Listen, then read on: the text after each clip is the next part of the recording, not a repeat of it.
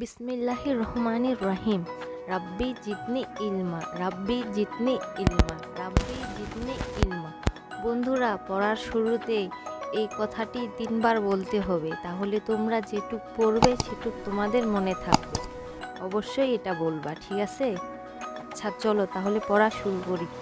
আলিফ, বা, তা, সা, জিম, হা, খ, দাল, জাল, রা, জা, সিন, শিন, সদ, দদ, ত, জ,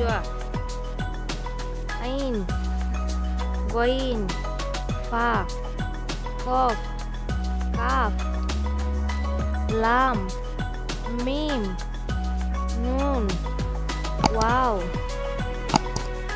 হা, হামজা, ইয়া।